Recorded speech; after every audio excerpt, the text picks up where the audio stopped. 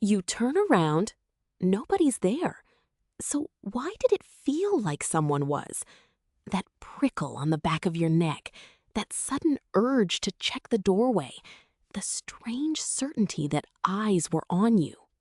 Your brain runs an ancient background program called gaze detection. It constantly scans your surroundings, searching for faces, scanning for eyes, and flagging anything that might be watching you, even when you are not thinking about it. This system lives deep in a region called the superior temporal sulcus. It is so tuned to eyes that it can detect a gaze from across a crowded room in a single glance, faster than you can consciously notice. Why so sensitive? Because for our ancestors, eyes meant everything.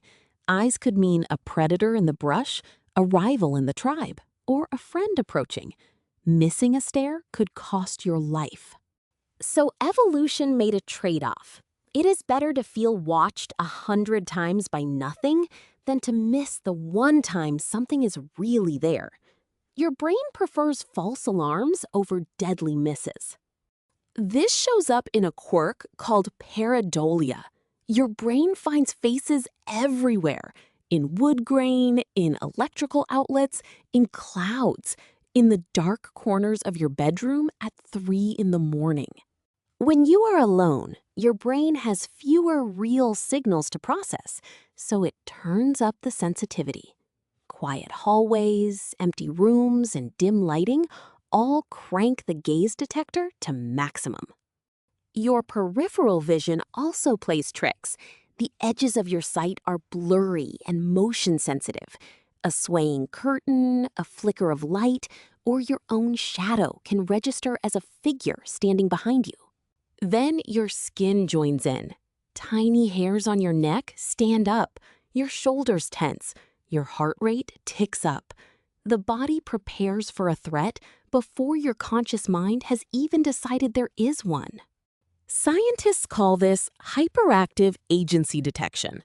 Your mind assumes an agent, a being, is causing the strange feeling, even when the real cause is just wind, creaking wood, or random noise. There is also a curious finding. When researchers put eyes on a poster in a break room, people clean up after themselves more.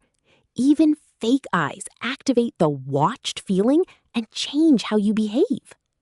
This is why you feel watched on a video call, why a portrait's eyes seem to follow you across the room, and why a single camera lens in the corner can make you sit up a little straighter.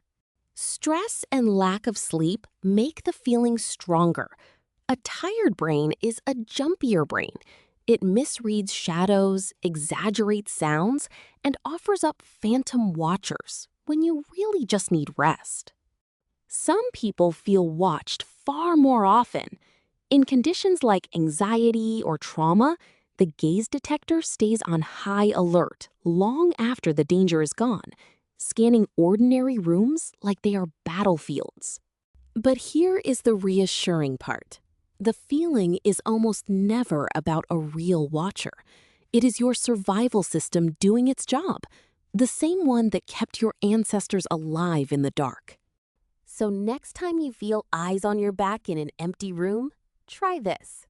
Pause, name the feeling out loud, look around slowly. The act of checking tells your brain the alarm has been heard. Notice what is really around you: the lamp, the window, the chair. Grounding in real objects shrinks the imagined watcher and brings your nervous system back to baseline. Remember that millions of years of evolution wrote this code into you.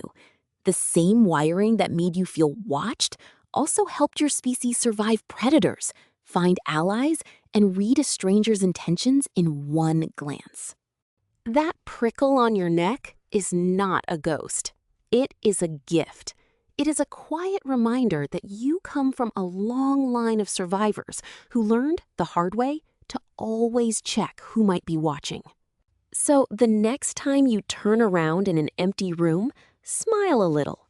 Nobody is there, but somebody long ago made sure you would always look. And that is why you are still here.